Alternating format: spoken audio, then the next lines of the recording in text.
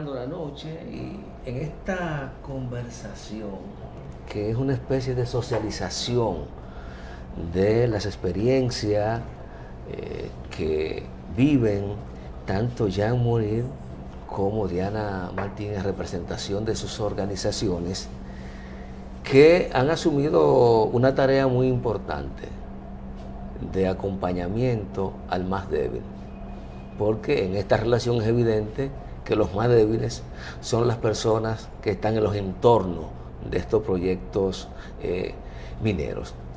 Hablabas, Jan, que te preocupaba mucho lo que viste en el Yagal, pero también muestra mucha preocupación por lo que puede ocurrir en la nueva presa del Naranjo. A partir de la experiencia, ¿cuáles serían recomendaciones que ustedes pudieran hacer tanto a las comunidades como recomendaciones generales de cara a proteger, a prevenir potenciales efectos nocivos de estos proyectos? Pues lo que escuchamos en la zona y lo que hemos venido escuchando de las comunidades organizadas allá es que ellos quieren ser reubicados. O sea, están viviendo a 500 metros de la presa de Colas del Yagal, están respirando el aire con polvo, todos los días tienen que limpiar sus casas del polvo que se acumula, no tienen acceso a agua, el gobierno les otorga agua 2 veces a la semana. Entonces ellos ya no quieren seguir viviendo ahí por los impactos que están sintiendo.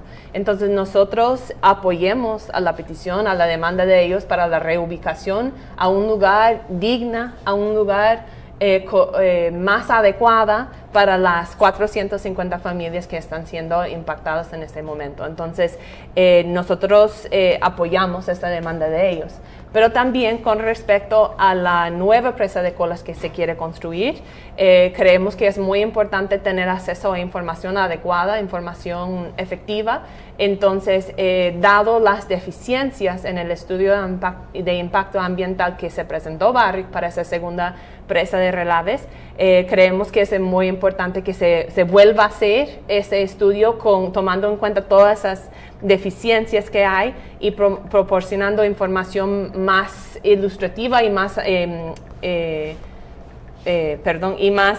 más información adecuada al gobierno de la República Dominicana y a las comunidades para que puedan realmente entender qué significa una nueva presa de Colas en la zona.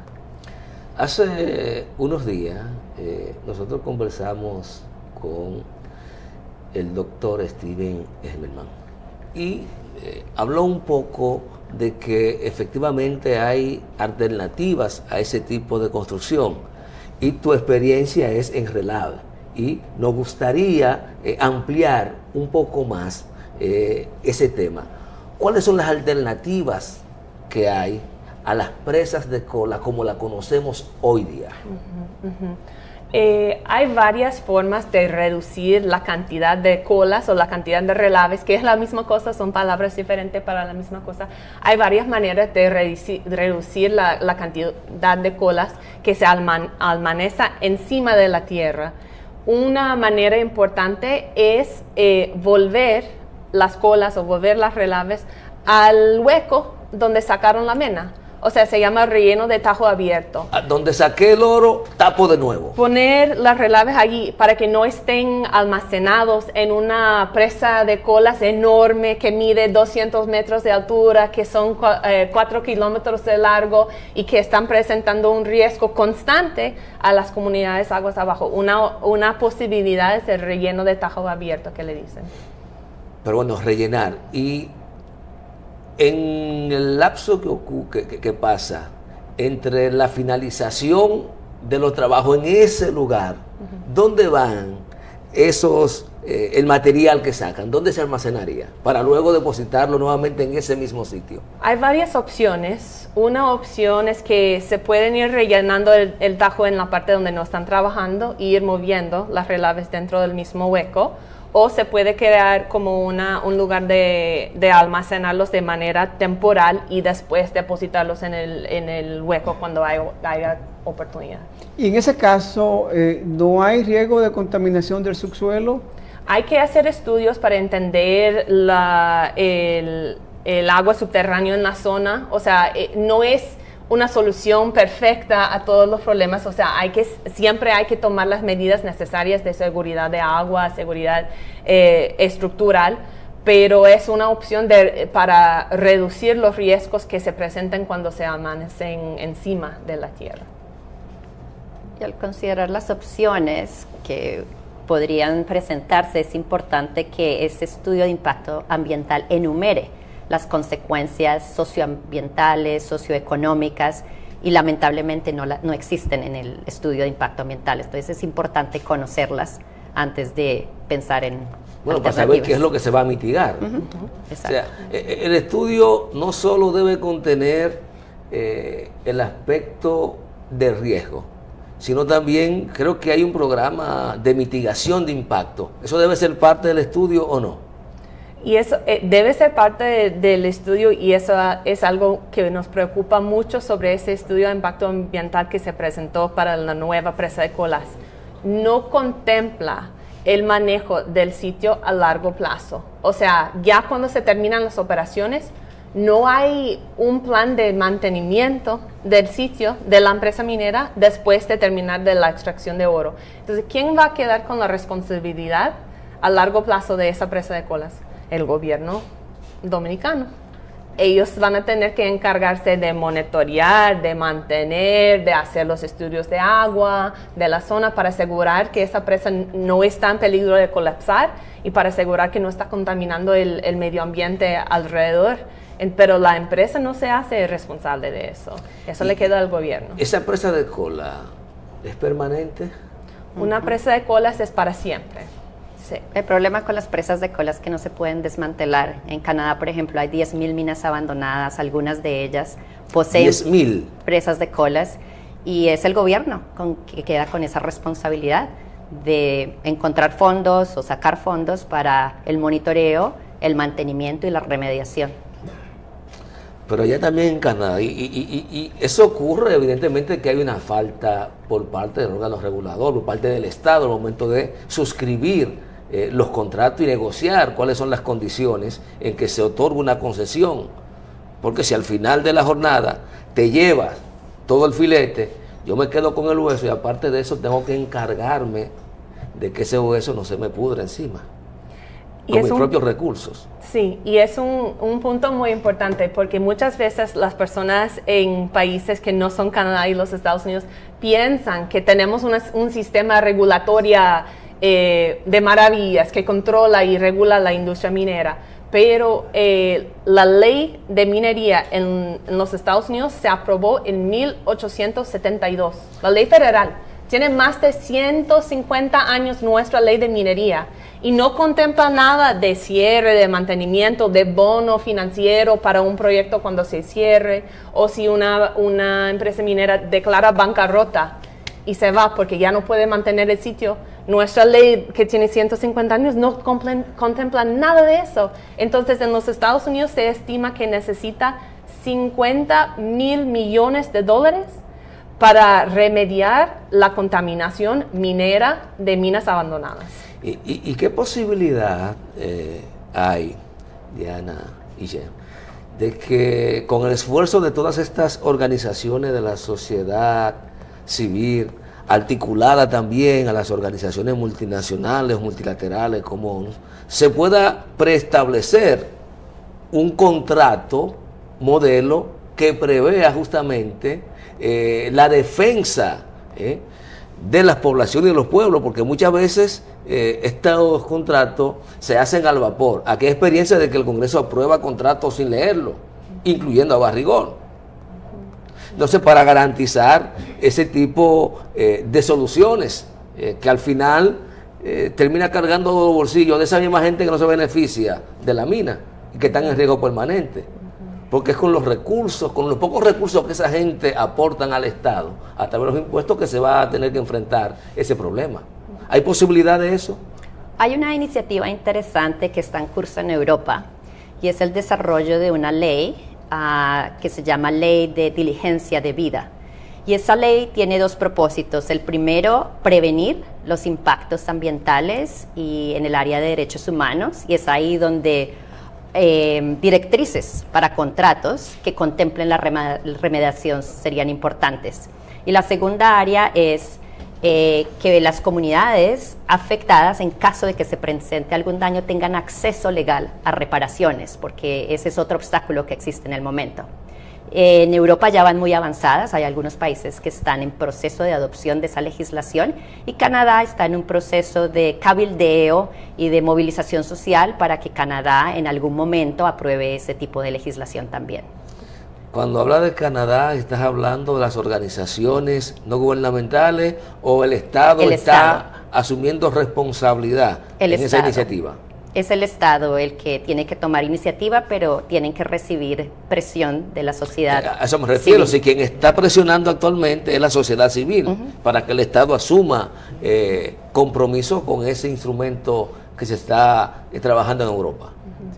Y en Canadá hay una red que se llama la red de rendición de cuentas canadiense. Mining Watch hace parte de esa red, y a través de esa red hemos presentado proyectos de ley para que el gobierno los considere, y son proyectos de ley para la diligencia debida. Ustedes como institución no se oponen a la minería, ¿cierto? Ustedes quieren prevenir riesgos que genera este tipo de minería. Entonces, a partir de esa premisa, ¿cuáles son los principales riesgos que ustedes observan que hay para las poblaciones donde se instauran los proyectos mineros? Y cómo prevenirlo, que yo creo que es lo más importante. Creo que los principales riesgos, ya hemos mencionado varios, ¿verdad? Sí. Que la contaminación ambiental, los riesgos presentados por un colapso de una presa de colas, los riesgos a la economía local. Por ejemplo, si es un sitio de turismo, si es un sitio de donde la gente depende de la pesca, y si todo eso está impactado... La agricultura, exactamente, tiene muchos impactos en la economía local, y los riesgos a la salud también de las personas y el medio ambiente. Entonces, todos esos riesgos, nuestras organizaciones creemos que una manera fundamental de mitigar los peligros que presenta la minería es que las comunidades alrededor de la mina tienen que estar involucrados en los procesos de toma de decisión sobre la gobernanza de la minería. O sea, no se puede dejar las comunidades de un lado, porque ellos entienden la situación local mejor que cualquier otra instancia. El primer elemento, organizar la gente. Sí, y que ellos estén participando dentro del otorgo de permisos, por ejemplo, o dentro del diseño de seguridad de la mina, o dentro de la preparación de un plan de emergencia. O sea, las comunidades tienen que estar ahí en la mesa donde se toman todas las decisiones sobre la minería, y dejarlos afuera es crear esas oportunidades para abusos, esos riesgos y esos problemas que se den en muchas partes. Definitivamente el argumento que usan las empresas mineras es que si no se hace este trabajo, pues no vamos a avanzar, porque si hoy tenemos miniconductores, hoy tenemos, qué sé yo, un avión, hoy tenemos toda la tecnología que existe en el mundo, todo ellos aducen que eso es parte de la explotación minera, y por eso hemos escalado en diferentes áreas. Junior te acaba de preguntar, y ustedes no tienen ninguna oposición. Yo creo que sí, creo que ninguno tenemos oposición. Al final lo que queremos es convivir con la explotación minera y que nos afecte lo menos posible.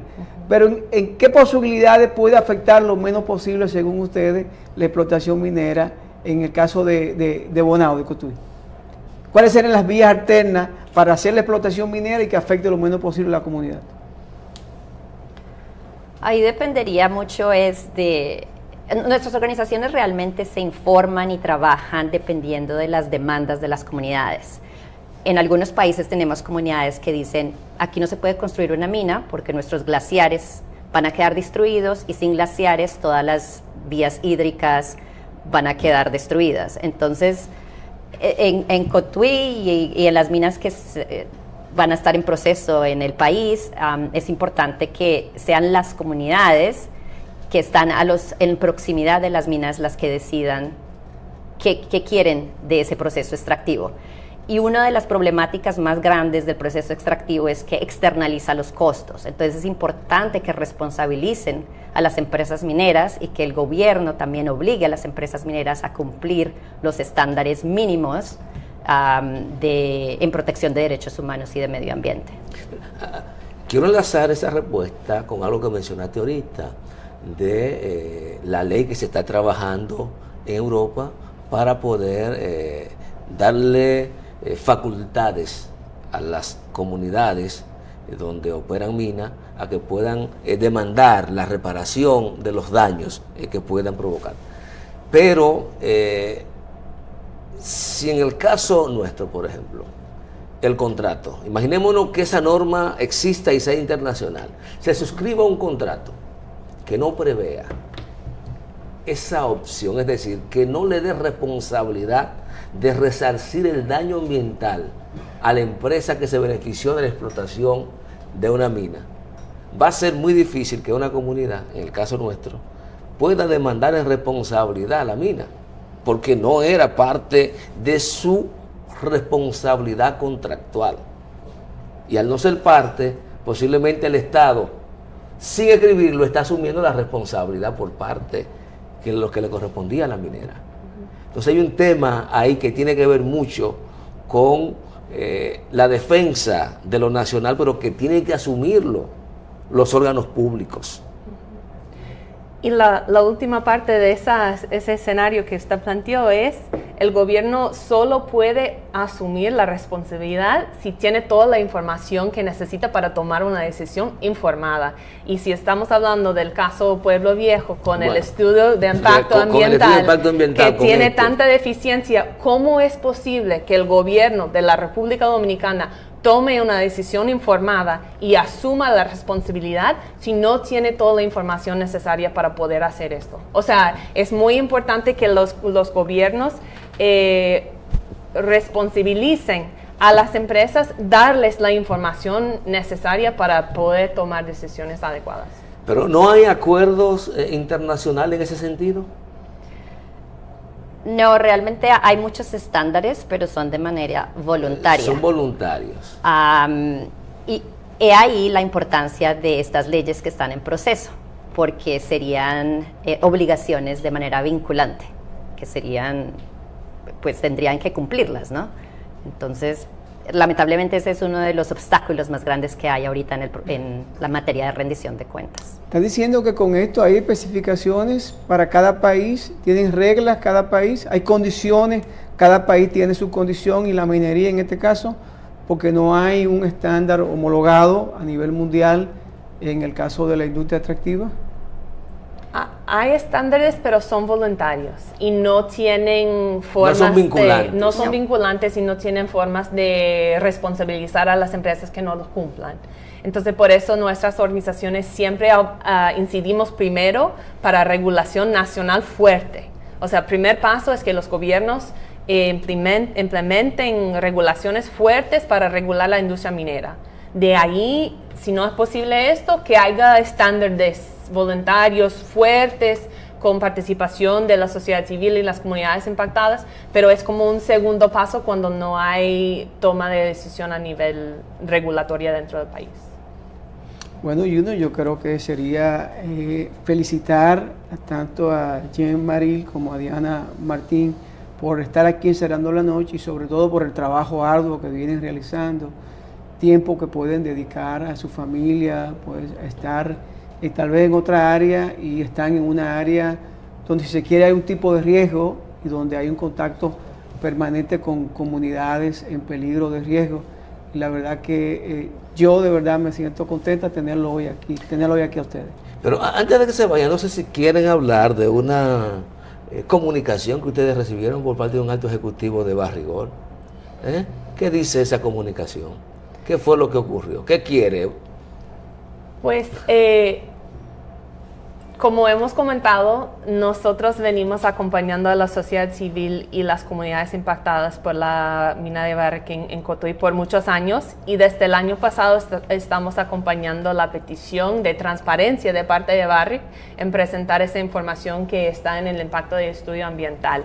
Lamentablemente esa información no se nos llegó por Barrick, llegó por la vía del gobierno, que respondió a la presión social de la sociedad civil y de las comunidades de demandar esa información.